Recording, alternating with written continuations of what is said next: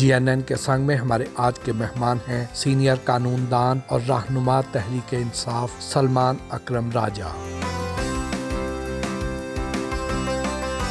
मुलाकात के लिए लाहौर के हल्का NA 128 में उनके मरकजी इलेक्शन ऑफिस पहुंचे तो उन्होंने हमारा पुरतपाक इस्तकबाल किया।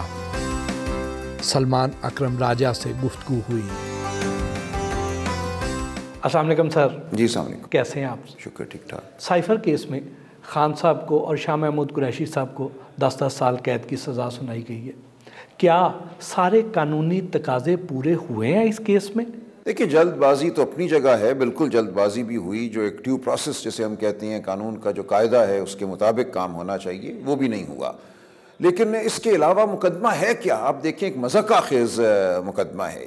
कहा यह जा रहा है कि एक साइफ़र जो एक सीक्रेट डॉक्यूमेंट होती है वो वज़ीर आज़म को दिया जाता है, उसका एक वर्जन कॉपी करके। जो एक्चुअल साइफ़र होते हैं वो वज़ारत ख़ारजा ही में रहता है, जिस पे कोड होता है और वो तमाम चीज़ें। वज़ीर आज़म ने उस साइफ़र को पढ़ा, नेशनल सिक्योरिटी कमेटी के पास रखा, कैबिनेट के पास रखा, वहाँ फ़ैसला हुआ कि इस पर एहतजाज किया जाए, डिमार्श जारी किया गया हुकूमत जो है अमेरिका की उनको। उसमें कोई काबिल एतराज़ चीज़ महसूस हुआ कि है। अब उस हवाले से वज़ीर आज़म का आईनी फ़र्ज़ बनता है कि वो हर वो बात जो मुफ़ाद आमा में है अवाम के सामने लाएँ। वज़ीर आज़म ने, काबीना ने, नेशनल सिक्योरिटी कमेटी ने यह फ़ैसला किया कि इसमें काबिल एतराज़ बात है, तभी एक डिमार्श जारी किया गया ना। डिमार्श का मतलब होता है कि रियासत पाकिस्तान ने एहतजाज किया अमेरिका की रियासत से। अब उसमें क्या लिखा था वो वज़ीर आज़म ने अपने अल्फाज में अवाम को बताना मुनासिब समझा। ये उनका आईनी हक है। उसमें लिखा हुआ है कि वो अवाम को मुतले रखेंगे हर उस मामले से जो वो समझते हैं मुफाद आमा में है। लिहाजा उन्होंने ये बताया जो उनकी समझ थी, दानिश थी और गालिबन ये दुरुस्त थी कि इसमें एक किस्म की एक तंबीह है इसके अंदर। इसमें वोट ऑफ नो कॉन्फिडेंस होने से पहले होने वाले वोट ऑफ नो कॉन्फिडेंस के हवाले से गुफ्तगू हो रही है और एक आप कह लीजिए ख्वाहिश का इजहार किया जा रहा है। अब ये अवाम को बताना किस तरह जुर्म बनता है? दुनिया के किसी कानून में ये जुर्म नहीं है। हमारा ऑफिशियल सीक्रेट्स एक्ट इसको जुर्म करार नहीं देता।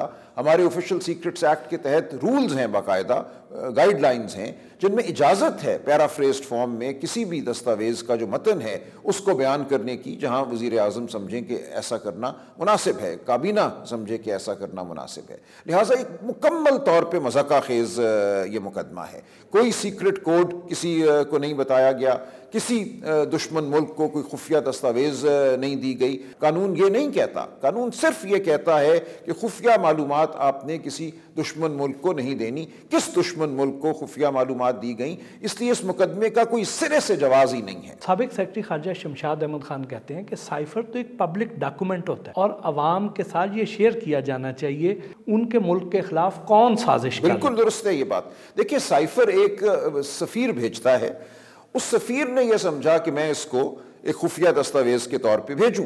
अब उस सफ़ीर की जो दानिस्त है वो हतमी नहीं है। उसके बाद काबीना ने देखना है, उसके बाद वज़ीर आज़म ने देखना है कि जिस साइफर का जो मतन है उसको हमें बयान करना है कि नहीं करना। अवामुन नास को इल्म होना चाहिए कि नहीं होना चाहिए कि मुल्क के ख़िलाफ़ अगर उन्हें लगता है कि कोई ऐसा अमल है, मैं साजिश का लफ्ज़ नहीं इस्तेमाल करता, ऐसा अमल है जिसके हवाले से अवाम को मालूम होना चाहिए, तो कौन सा जुर्म है इसमें?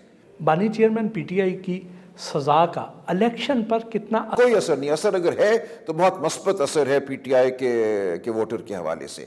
कल मैं हल्के में गया हूँ, लोगों से बात हुई है, लोग देख रहे हैं कि एक मुसलसल नाइंसाफ़ी हो रही है। मुसलसल अदालतों को, अदालती अमल को इस्तेमाल किया जा रहा है सियासी मकासद के लिए और लोग इसका जवाब देंगे 8 फरवरी। क्या ये तराजू के पलड़े बराबर किए गए हैं जैसा कि मरियम नवाज डिमांड किया करती थी?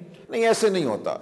हर नाइंसाफ़ी होती है। ये नहीं होता कि माजी में अगर कोई नाइंसाफ़ी हुई थी, अगर मान भी लिया जाए कि नाइंसाफ़ी हुई थी, तो उसकी वजह से आज फिर कानूनी अमल को, अदालती अमल को इस्तेमाल करना चाहिए एक और नाइंसाफ़ी के लिए।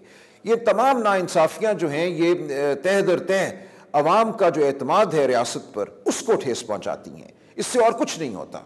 आप पहली बार इलेक्शन लड़ने जा रहे हैं और आपके मद्दे मुकाबिल PTI के साबिक रहनुमा और अब नून लीग और IPP के मुश्तरका उम्मीदवार ओन चौधरी मुकाबले पर हैं, तो इस इलेक्शन को आप कैसा देख रहे हैं? देखिए, मैं उनको तो बिल्कुल नहीं जानता। आपने रहनुमा का लफ्ज़ इस्तेमाल किया, मुझे नहीं पता रहनुमा थे या नहीं थे।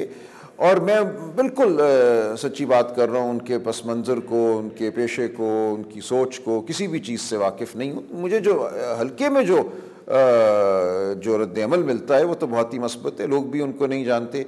तो आपको क्या आज़ादाना इलेक्शन मुहिम चलाने की इजाज़त नहीं मिल रही है? देखिए, खौफ का बिल्कुल एक आलम है इस वक्त। जो भी हमें मिलने आता है, जो हमें मदऊ करता है किसी इलेक्शन के हवाले से एक्टिविटी पे, उसको उठा लिया जाता है, उसको हरासा किया जाता है। तो ये तो फ्री एंड फेयर माहौल बिल्कुल नहीं है।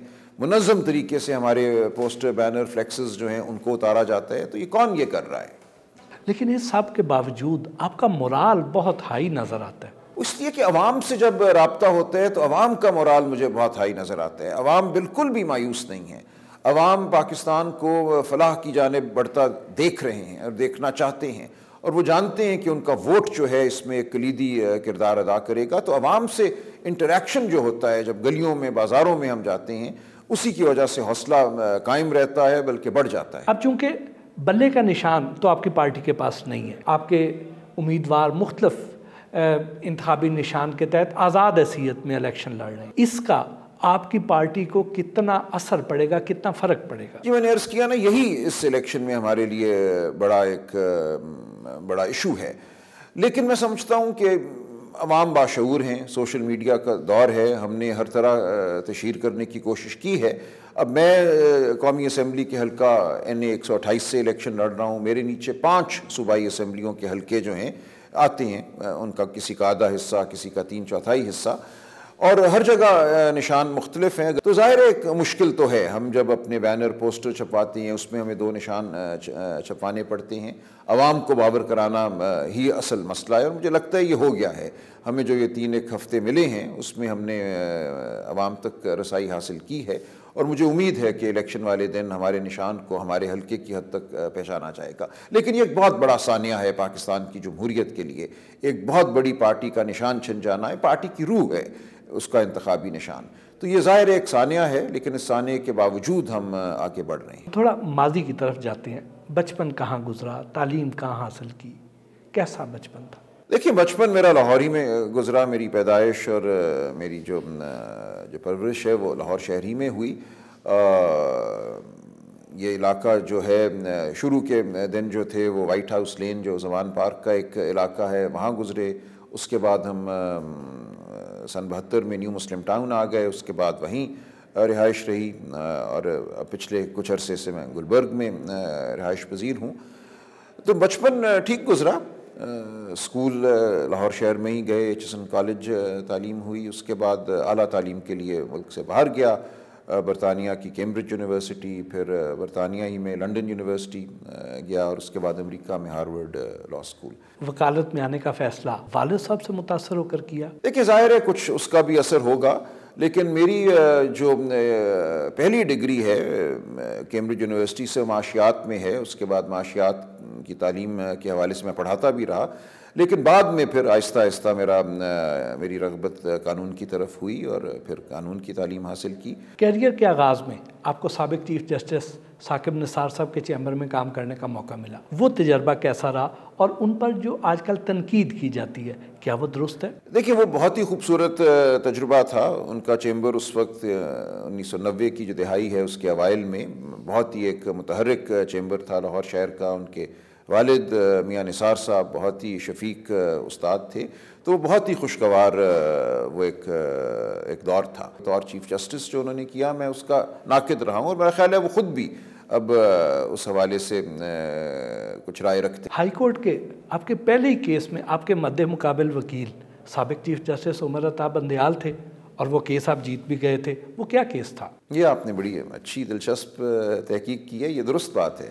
मेरा जो पहला हाई कोर्ट का केस है वो एक कॉर्पोरेट लॉ का केस था। एक लिस्टेड कंपनी में शेयर इशू का मामला था कि शेयर जो हैं वो साल में कितनी दफ़ा इशू हो सकते हैं, और माइनॉरिटी शेयर होल्डर्स के क्या हुकूक होते हैं। तो बहुत ही दिलचस्प तकनीकी नौइयत का वो केस था, और ठीक कहा आपने, वो उसमें कामयाबी भी हुई थी। इसी तरह ये जीने की सीढ़ियाँ होती हैं जिन पे इंसान चढ़ता है और आगे बढ़ता है, और बहुत ही खुशगवार ताल्लुकात रहे उमर बंदयाल साहब से हमेशा, उस मुकदमे से पहले भी थे और उसके बाद भी, और आज दिन तक हैं। ये कैसा अजीब हुस्न इत्तफाक है कि गुज़श्ता इंतखाबात में मुस्लिम लीग नून ज़ेर अताब थी और आप उनके कानूनी मशीर थे।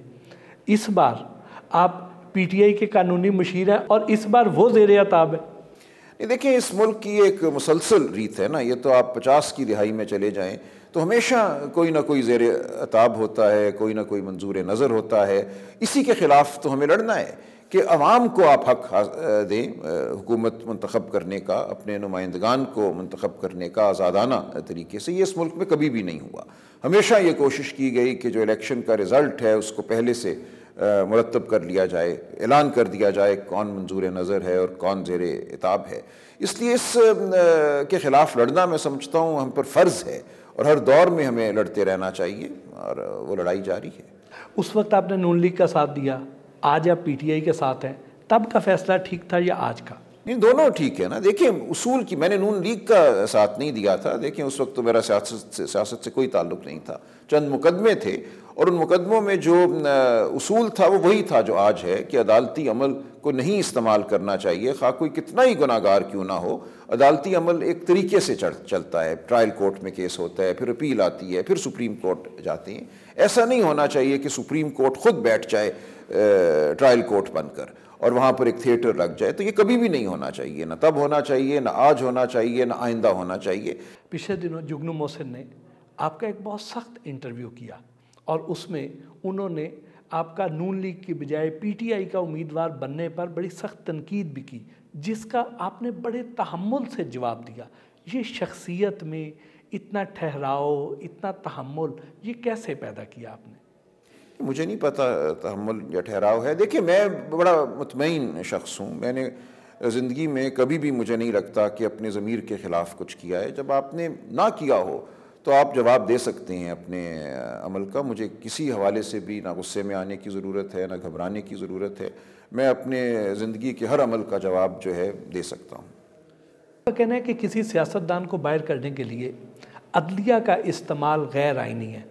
ये अदलिया आखिर इतनी बेबस क्यों हो जाती है? देखिए, ये भी एक बड़ा सवाल है और मैं हमें अक्सर इस पे दोस्तों से ये सवाल करता हूँ कि जब आप एक बड़े ओहदे पर फायज हो गए तो उसके बाद अब आपको क्या तमन्ना है, आपको क्या खौफ है, क्या डर है, क्यों आप बिला खौफ व झिझक काम नहीं कर पाते? तो ये एक मुहिम्मा है मेरे लिए कि हम बड़े और ओहदों को हम देखते हैं, वो चेयरमैन नैब हो, वो चीफ इलेक्शन कमिश्नर हो, ये तमाम बहुत बड़े आइनी ओहदे हैं। इसके बाद तो इंसान की तमन्ना तरक्की की ख़त्म हो जानी चाहिए, लेकिन वो नहीं होती। ऐसा लगता है कि लोग अभी भी किसी चीज़ के मुतमन्नी हैं, उन्हें आइंदा की फ़िक्र है, आइंदा के हवाले से कोई हिर्स है। मुझे बिल्कुल ये समझ नहीं आता। और सियासत में आने का फ़ैसला किसी प्लानिंग के तहत किया या हालात के दबाव की वजह से आना पड़ा? नहीं, देखिए, मुझे ये लगता है जो हालात आज हैं उसमें अगर आप इस पोजीशन में हैं कि मुज़ाहमत कर सकें, वकालत तो हम करते हैं अदालतों में, और जो उसूल है जो इस वक्त हमारे सामने है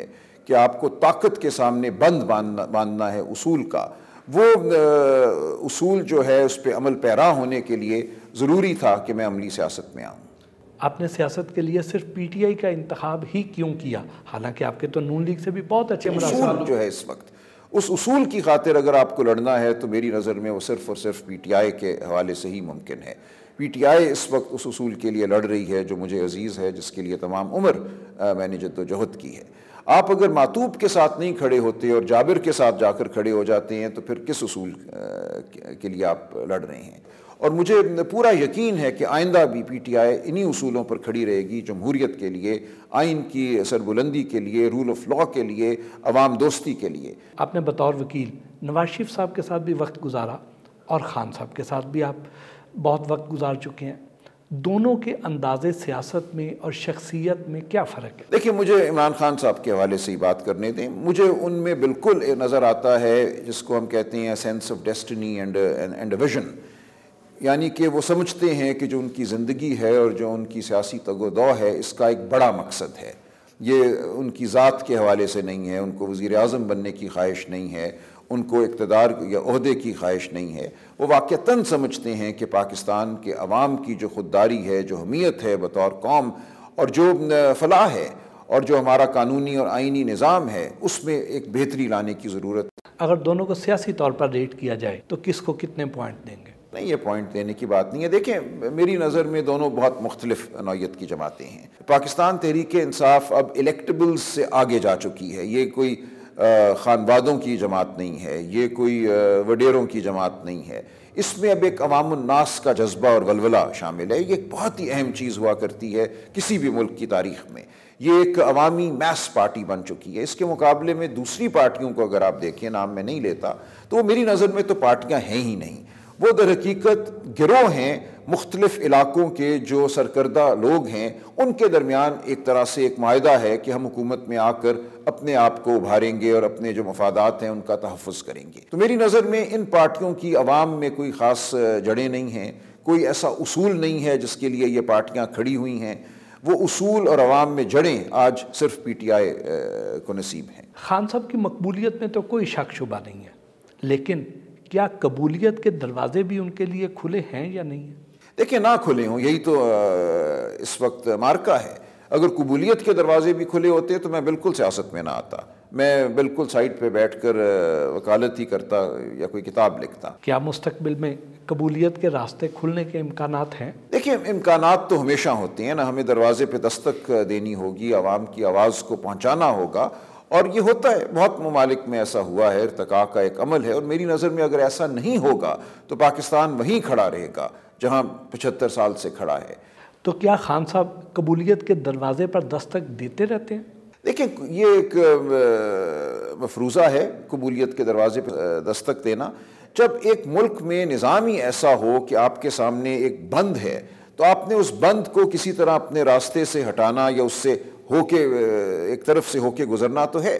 लिहाजा एक मकालमा तो ज़रूर होना चाहिए। जो ताकत का सरचश्मा है और जो अवामी सियासत है उसमें ज़रूर मकालमा होना चाहिए, और मुझे यकीन है कि ऐसा मकालमा होता रहेगा। मुखालफिन का कहना है कि PTI की सियासत सिर्फ एक शख्स की ज़ात के इर्द गिर्द घूमती है। आप क्या कहेंगे इसके बारे में? नहीं, ये गलत है। ये एक बहुत बेवकूफ़ाना सोच है।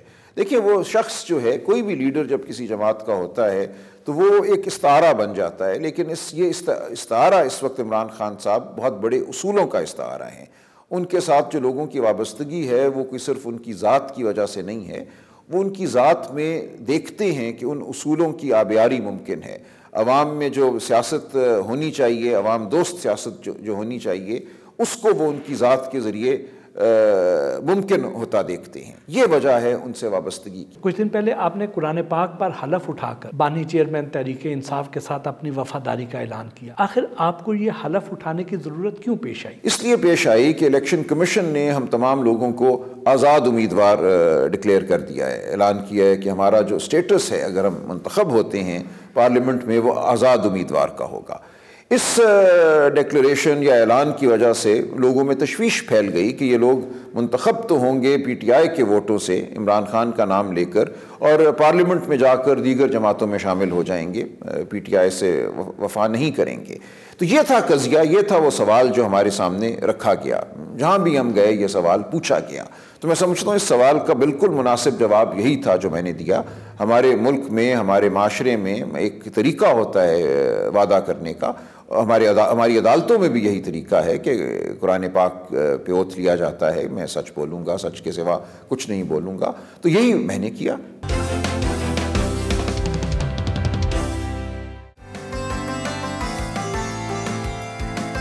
तोशाखाना केस में खान साहब को और बुशरा बीबी को जो 14 साल बामुशक्कत कैद की सज़ा सुनाई गई है, आप इस सज़ा को किस नज़र से देखते हैं? बतौर कानूनी माहिर आपकी क्या राय है? ये उसी सियासी एक इंजीनियरिंग का हिस्सा है और तो कुछ नहीं है। जिस तरीके से ये की गई, रातों रात फैसला सुना दिया गया। जो एक एक्यूज्ड का हक होता है, हमारे कानून में कहते हैं सेक्शन 342 की स्टेटमेंट देने का, उसमें क्या इतनी जल्दी की ज़रूरत थी जज को कि वकला का इंतज़ार नहीं किया? इमरान खान साहब ने कहा कि मेरे वकला आएंगे तो मैं ये बयान रिकॉर्ड कराऊंगा। जज साहब कहते हैं नहीं, वकला अगरचे किसी और अदालत में मसरूफ़ थे। ये तो आम होता है हमारे मुकदमों में कि इंतज़ार किया जाता है वकला का। उन्होंने कहा कि नहीं, और उन्होंने मुकदमा ख़त्म कर दिया। उनकी स्टेटमेंट नहीं सुनी, वकला को बहस करने की इजाज़त नहीं दी।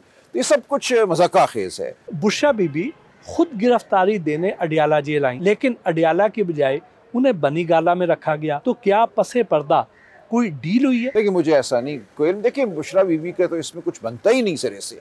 वो ना ख़रीदार हैं, ना उन्होंने इसकी असेसमेंट कराई। जो पहले असेसमेंट हुई, जो असेसर साहब आए, उनको किसने कहा था कि भाई तुम कम कीमत लगाओ? वो FPR के मंजूर शुदा एक असेसर थे। तो उनका इसमें क्या रोल बनता है? मेरी तो ये बिल्कुल समझ से बाहर है कि एक तोहफ़ा है जिसको इमरान खान साहब ने बतौर वज़ीर आज़म ख़रीदा। आप कहते हैं कि इस तोहफे की कीमत कम लगाई गई, तो कम अगर लगाई गई और कम कीमत पे उन्होंने ख़रीद लिया तो इसमें बुशरा बीबी का क्या रोल था? मेरी समझ से बात बाहर है। नाक़दीन का ये कहना है कि खान साहब के वकला उनका दिफा करने में नाकाम रहे हैं। नहीं, ये फजूल बात है, ये बिल्कुल फजूल बात है। देखिए, जब पूरा सिस्टम जो है वो जुता हुआ हो, अगर तो आइन और कानून के मुताबिक मामला चल रहे होते तो हम कोई ऐसी बात करते।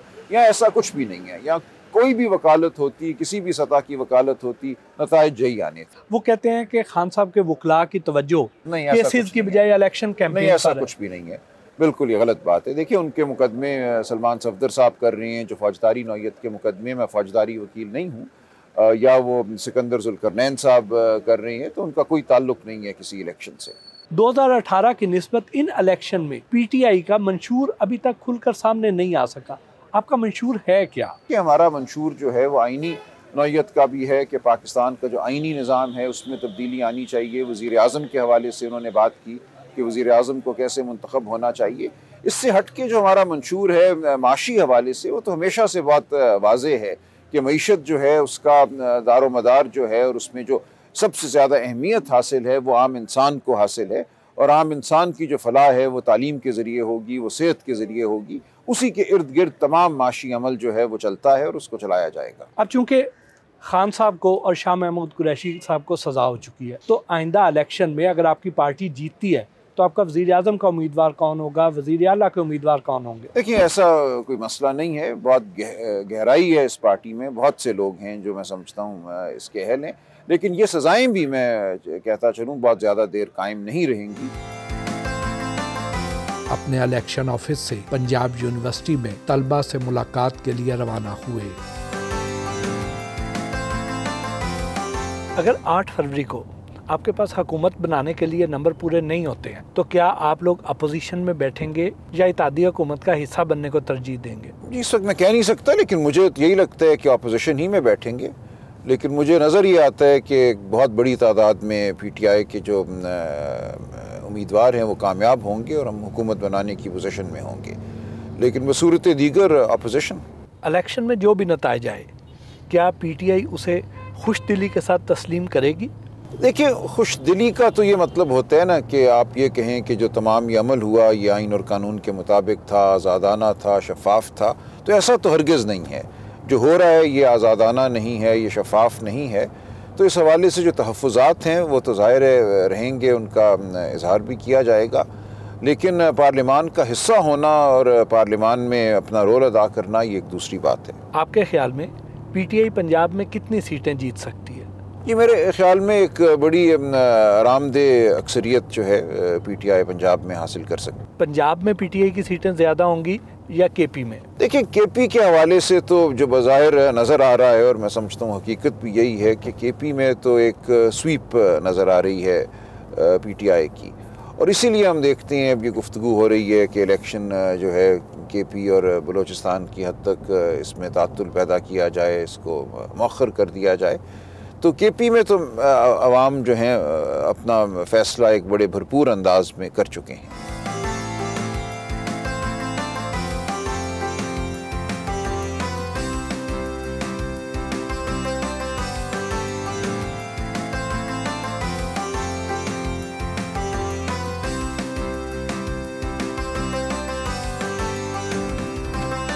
पुलिस और यूनिवर्सिटी सिक्योरिटी इंतजामिया ने खिताब करने से रोक दिया।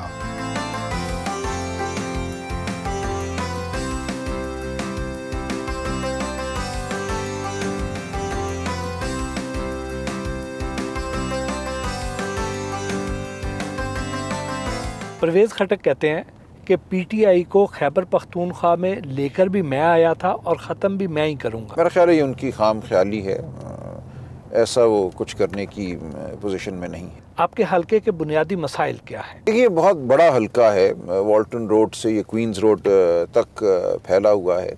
इसमें बाज़ इलाके तो ज़ाहिर है वो हैं जिनको हम पॉश कहते हैं, मॉडल टाउन हो, गुलबर्ग के इलाके हों, शादमान हो, शाह जमाल हो, लेकिन इसके साथ साथ यहाँ दही नौइयत के इलाके भी हैं। यहाँ पे ऐसे इलाके भी हैं जहाँ कच्ची आबादियाँ हैं, वहाँ पे वाटर फिल्ट्रेशन के मसले हैं, पानी साफ़ ना होने के। बहुत सी जगहों पे गैस अभी तक नहीं आई, वो मसला है। कहीं खुदाई हो गई, पाइपलाइन पड़ गए, लेकिन कनेक्शन नहीं हुई। तो ये तमाम मसाइल हैं जिनकी तरफ तवज्जो दी गई है। मैं समझता हूँ PTI की जो हुकूमत रही उसमें बहुत काम हुआ। जहाँ मैं गया हूँ इज़हार तशक्कुर किया है लोगों ने, लेकिन ज़ाहिर एक बहुत बड़ा ये इलाका है, तकरीबन 10 लाख आबादी पर मुश्तमिल। तो इसमें इलाके हैं जहाँ अभी मज़ीद काम होने की ज़रूरत है। सड़कें भी बननी हैं, कहीं सीवरेज का निज़ाम भी जो है उसको दुरुस्त करना है।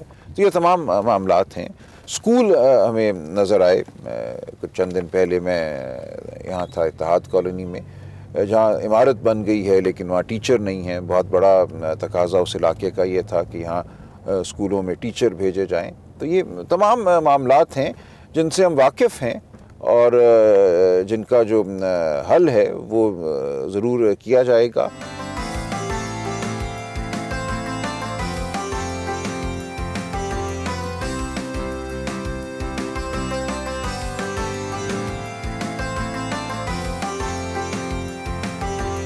गौसे आजम कॉलोनी में अपने सपोर्टर चौधरी अकरम गुज्जर के घर आए, इलेक्शन डे की हिकमत अमली पर बातचीत की।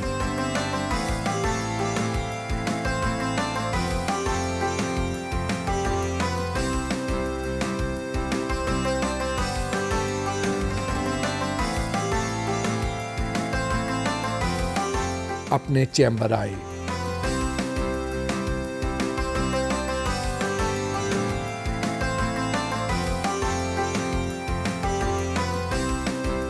गैर वकालती कुतुबखाना मेरा लाइब्रेरी, इसमें इस वक्त इस मेज़ पे बेशुमार किताबें बिखरी हुई हैं, क्योंकि ये मैं कुछ लिख रहा था, एक चैप्टर एक किताब के लिए पाकिस्तान की आइनी तारीख़ पे।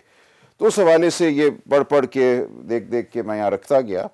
पर ये एक बहुत ही शानदार वैसे एक ज़ख़ीरा है कुतुब का। वो आप देखिए, पॉलिटिकल कॉन्फ्लिक्ट इन पाकिस्तान, हमारे डॉक्टर वसीम साहब की किताब वहाँ पढ़ी है।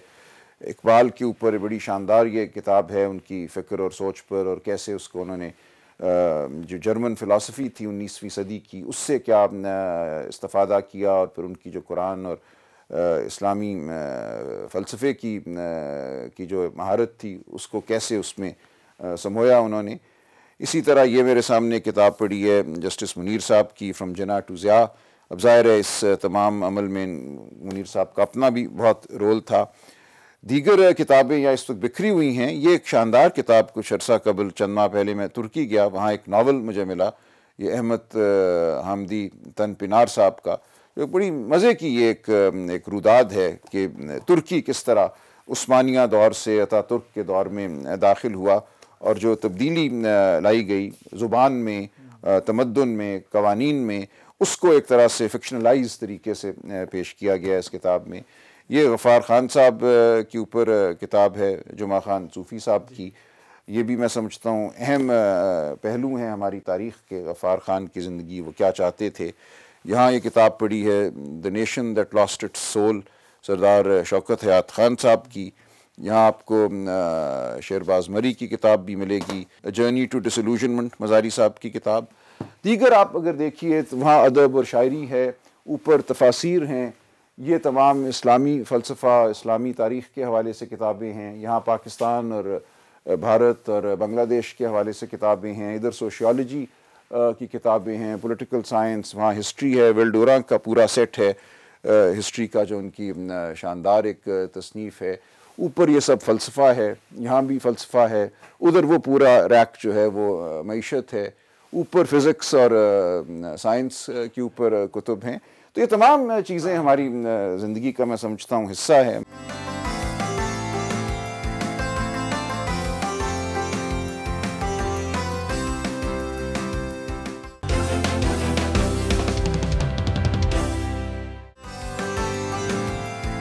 सलमान अकरम राजा से हल्की फुल्की गपशप भी हुई। सर, आप हार्वर्ड से पढ़े हुए हैं, लेकिन जितनी नस्तालीक लहजे में उर्दू आप बोलते हैं, जितना अच्छा आपका तलफ़्फ़ुज़ है, ये कैसे आया? देखिए, अदब से, शायरी से, फ़ारसी शायरी, कुरान पाक की अरबी, इन चीज़ों से शग़फ़ बचपन से ही था और उसकी बड़ी वजह वालिद साहब का शौक़ था इस हवाले से। तो वो चीज़ एक तरह से उनके साथ जो सोहबत हुई उससे मुझ में मुंतकिल हुआ। तो हमेशा से ही मेरा ताल्लुक़ किताब से रहा है, उर्दू अदब से रहा है, उर्दू शायरी से रहा है। और स्कूल में मैंने फ़ारसी भी पढ़ी। फिर जब मैं कैम्ब्रिज यूनिवर्सिटी में, एचएसएन कॉलेज के बाद मैं कैम्ब्रिज यूनिवर्सिटी गया, वहाँ मैं इकोनॉमिक्स पढ़ रहा था। लेकिन उस दौरान मुझे अरबी का बहुत शौक़ जागा, तो मैं एक साल ऑफ लेकर इस्लामाबाद आया, national institute of modern languages में एक साल मैंने अरबी में डिप्लोमा किया। उसके बाद जब मैं ग्रेजुएट कर गया कैम्ब्रिज से, तो कैम्ब्रिज और लंदन और हार्वर्ड के दौरान मैं फिर लाहौर में था। वहाँ 5 जो स्टेजेस हैं फ़ारसी की, खाना फ़रहंग ईरान में, वो भी मैंने की। वकालत में आपका रोल मॉडल कौन है? मेरी नज़र में वकील का होना चाहिए एक उसूली मौक़िफ़, और वकालत में उसूल को मेरी नज़र में बहुत बड़ी अहमियत हासिल है। इसलिए इस हवाले से मैं देखूं तो बहुत कम लोग मुझे नज़र आते हैं जिनको मैं वाक़तन अपना रोल मॉडल कह सकूं। मैं अक्सर ज़िक्र किया करता हूँ मियां महमूद अली कसूरी साहब का। वो एक बुलंद पाया वकील थे और उन्होंने तमाम उम्र मैं देखता हूँ कि नहीं किया, कभी मुफ़ाहमत नहीं की, उन्होंने कॉम्प्रोमाइज़ नहीं किया। कायद-ए-आज़म कैसे वकील थे? देखिए, ज़ाहिर है बुलंद पाया वकील थे। उनकी जो खालिस्तन वकालती ज़िंदगी है उसके बारे में हम बहुत कम जानते हैं। हम नहीं जानते कि वो कैसी थी। ज़ाहिर है बहुत कामयाब वकील थे, तो अच्छे वकील होंगे। हम तो उनको उनकी सियासी ज़िंदगी की वजह से जानते हैं ना, तो वो एक दूसरा शोबा है। कैरियर का सबसे मुश्किल केस कौन सा था? मेरे अवाइल में ही करियर के 2 मुकदमे थे जो मेरी नज़र में अहम भी थे और मुश्किल भी थे। एक मामला उठा सन 95 में, जिसको हम साइमा वहीद केस कहते हैं, वली केस, कि क्या कोई खातून अपने मर्द वली की इजाज़त के बग़ैर निकाह कर सकती है, क्या शरीयत इसकी इजाज़त देती है। ये मामला खुलकर हमारी अदालतों के सामने आया। वहाँ मुझे मौका मिला आसमा जहांगीर साहिबा मरहूमा के साथ इस मुकदमे में वकालत का। मुझे उन्होंने कहा कि तुम ही बहस करो। तो वो एक अहम मुकदमा भी था और उसमें जो उस वक्त का माहौल था और जो बेंच का रुझान था, उसको देखते हुए वो बहुत ही एक मुश्किल मुकदमा था। और वहाँ एक अदालत के इर्द गिर्द जो माहौल था वो भी खौफनाक था। उसी ज़माने में आपको शायद याद हो, एक हमारे जज साहब होते थे आरिफ इकबाल भट्टी साहब, उनका कत्ल भी हुआ रिटायरमेंट के 1 हफ्ते के बाद, क्योंकि उन्होंने कुछ फैसले ऐसे दिए थे जो शायद एक तबके को नापसंद थे। इसी तरह उसी दौरान आसमा जहांगीर के घर भी एक वाक़या हुआ। वहाँ भी कुछ लोग आए और खौफज़दा किया, तशद्दुद किया उनके ख़ानदान के लोगों पर। तो उस माहौल में उस मुकदमे की वकालत करना बहुत ही एक हर तरह से मुश्किल काम था, अदालती सतह पे भी और माशरती सतह पर भी। उसके बाद फिर जब सन 98 में ये हमने एटमी धमाके किए और फॉरेन करेंसी अकाउंट्स को हमने मुंजमद किया, तो उसको भी मैंने चैलेंज किया खालिस्तन आइनी और कानूनी बुनियादों पर कि क्या ये इख्तियार स्टेट बैंक को हासिल था। और फिर इस तरह और बेशुमार मुकदमे हैं। एनआरओ के मुकदमे में बातें दिलचस्प थीं। सबसे महंगा केस कौन सा? चलिए ये छोड़ देते हैं। कभी कोई मुकदमा फ्री भी लड़ा? बेशुमार, सैकड़ों। देखिए, मैं लेबर के मुकदमात जो हैं, पेंशनर्स के मुकदमात जो हैं, वो हमेशा फ्री लड़ता हूँ। शुरू में ही वेज बोर्ड के मुकदमे मेरे पास आए सहाफ़ियों के हवाले से। वेज बोर्ड अवार्ड जो था 1995 में रिपोर्टेड जजमेंट है, जिसमें मैं सहाफ़ियों के लिए पेश हुआ उस वक्त के वेज बोर्ड के इतलाक़ के लिए। उसके बाद मैं तवातुर से वेज बोर्ड के मुकदमात सहाफ़ियों के करता रहा, हमेशा मुफ्त किए। इस वक्त भी सैकड़ों मुकदमात में एम्प्लॉइज़ के, लेबर के, वर्कर्स के कर रहा हूँ, जिनमें मैं कोई फ़ीस चार्ज नहीं करता। किस तरह के मुकदमात आपको जज्बाती कर देते हैं? देखिए, जो लेबर के ही मुकदमात हैं ना, जब मैं देखता हूँ कि किसी बहुत ही कमज़ोर तबके के शख्स के साथ जो मिनिमम वेज पे काम कर रहा है, उसको भी उसके हुकूक नहीं दिए जाते, और बड़ी बिजनेसेस ऐसा करती हैं, और मुझे हैरत होती है कि ऐसा क्यों करते हैं। उस नौइयत के मुकदमात वाकई मुझे जज्बाती भी करते हैं और गुस्सा भी दिलाते हैं। वकील ना होते तो क्या होते? मैं गालिबन हिस्ट्री का या सोशियोलॉजी का प्रोफेसर होता। शादी पसंद से की या घर वालों की मर्जी से? बस कुछ ऐसे ही कह लें, घर वालों का ही कहीं ज़्यादा आंसर था। लेकिन मुकम्मल तौर पे नहीं। आपके नज़दीक मोहब्बत क्या है? एक गैर शऊरी वाबस्तगी है जो हो जाती है, उसको एक शऊरी रंग भी दिया जाता है, उसको अल्फाज का जामा पहनाया जाता है, लेकिन ताल्लुक़ जो है वो अल्फाज के अलावा होता है और वो चलता है। और मैं वाकई अपनी जब बेगम को देखता हूँ तो मुझे एहसास होता है कि मोहब्बत क्या है। हर किस्म की मेरी तरफ से शायद ज़्यादती हुई हो, बेतवज्जोही हुई हो, लेकिन मुझे वो मौजूद नज़र आती है हमेशा। ज़िंदगी का सबसे यादगार लम्हा कौन सा था? पेशावराना हवाले से मुझे लगता था कि जब हमने NRO वाला केस किया, मैं डॉक्टर मुबशर हसन का वकील था, NRO को सुप्रीम कोर्ट ने कलअदम करार दिया, वो एक अच्छा मौका था। अगरचे मैं पूरी तरह खुश नहीं था, लेकिन मुझे लगा कि ये एक हमने बड़ा काम किया है। यह असगर ख़ान केस जब हुआ, उस वक्त भी मुझे लगा कि शायद ये पाकिस्तान की जमहूरियत के लिए एक अहम कदम साबित हो, वो नहीं साबित हुआ। कभी फारग वक्त मिले तो कैसे गुजारते हैं? देखिए, मैं कुछ थोड़ी बहुत गोल्फ़ खेलता हूँ, आप कह लें ये एक आलाइश है, लेकिन ज़्यादा किताब भी से ताल्लुक़ रहता है जी। म्यूज़िक किस किस्म का पसंद करते हैं? म्यूज़िक हर किस्म का ही पसंद करता हूँ जी। आजकल पता नहीं क्यों ये कैफियत है, लेकिन बहुत मैं सुन रहा हूँ मेहदी हसन साहब को और फरीदा खानम को, गुलाम अली साहब को भी सुन रहा हूँ। तो गज़लें आजकल ज़्यादा अहम है मेरी ज़िंदगी में। फिल्में किस किस्म की पसंद करते हैं? फिल्में भी मैं हर किस्म की देख लेता हूँ जी, हॉलीवुड भी और दीगर भी। पाकिस्तान के अलावा कौन सा मुल्क पसंद है? देखिए, बरतानिया में चूँकि बहुत वक्त गुजारा, अंडर ग्रेजुएट तालीम वहाँ हुई, 3-4 साल हुए, फिर उसके बाद एक LLM भी किया लंदन यूनिवर्सिटी से। तो 5-6 साल जब आप उस उम्र में 18 साल की उम्र में जाके गुजारते हैं तो उस मुल्क से, इलाके से एक उनसियत पैदा ज़रूर हो जाती है। उससे पहले भी बचपन से वहाँ आना जाना था, रिश्तेदार हमारे चचा, मेरी खाला वहाँ मुकीम थे, खाला हैं, तो वो एक ताल्लुक़ है। पाकिस्तान से बाहर जाएं तो वहाँ बहुत अजनबी महसूस नहीं करता मैं। ज़िंदगी का सबसे बड़ा पछतावा? कोई पछतावा नहीं। कभी किसी और सियासी पार्टी का हिस्सा बनने का ख्याल आया? नहीं। आप तो बड़े महंगे वकील हैं, खान साहब से कितनी फ़ीस ली? चलें ये भी छोड़ दें। अच्छा। ज़िंदगी का सबसे बड़ा गमगीन लम्हा कौन सा था?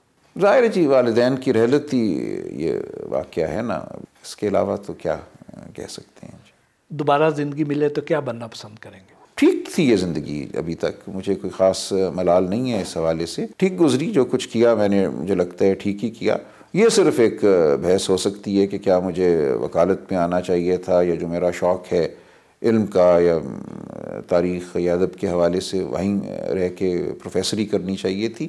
आपकी सबसे बड़ी खूबी क्या है और सबसे बड़ी खामी क्या है? मैं इस बारे में कुछ नहीं कह सकता। अपनी ज़ात को एक लफ्ज़ में बयान करें। मुतमईन। इन शख्सियात को कोई मशवरा दें। चेयरमैन तहरीक इंसाफ। उनको नहीं मेरे मशवरे की ज़रूरत, मैं समझता हूँ वो साबित कदम है, उनको साबित कदम ही रहना चाहिए, वो ठीक हैं। शाह महमूद कुरैशी। फिर मैं कहूँगा कि जिस साबित कदमी का वो सबूत दे रहे हैं वो बहुत हमारे लिए एक, मैं ये तो नहीं कहूँगा कि हैरत की बात है, लेकिन वो एक खुशगवार एक वाक़या है और इसी साबित कदमी पर वो कायम रहें। नवाज शरीफ। उनके पास अब मौका है कि वो जमहूरियत पसंदी का सबूत दें। आसिफ अली ज़रदारी। समझता हूँ कि जो ये समझा जाता है कि बहुत वो तरह से करिश्मा साज हैं, कुछ करिश्मा साजी में कमी लाएं। शहबाज शरीफ। उन्हें काम दिया जाए उसको करते रहें। लतीफ़ खोसा। शोला बयानी है, जारी रखें। एतज़ाज़ एहसन। अल्लाह उनको सेहत दे, उनकी सेहत कायम रखे और हक गोई वो करते रहें। शेर अफजल मरवत। थोड़ा सा ठहराओ। अता तारड़। अता तारड़ मेरे स्टूडेंट भी रहे हैं, तो मैं कुछ नहीं कहूँगा। गौहर खान। मैं समझता हूँ वो बहुत एक बहादुर भी हैं, बहादुरी उनकी कायम रहे, और वफ़ादार भी हैं। बहादुरी और वफ़ा, इससे बड़ा मेरी नज़र में इंसान के लिए इससे बड़ी कोई खूबी नहीं हो सकती। वो खूबी उनको हासिल है और वो उस पर कायम रहें। हामिद खान। हामिद खान को कोई मशवरा नहीं देना मुझे, उनके तदब्बुर को सलाम। शुएब शाहीन।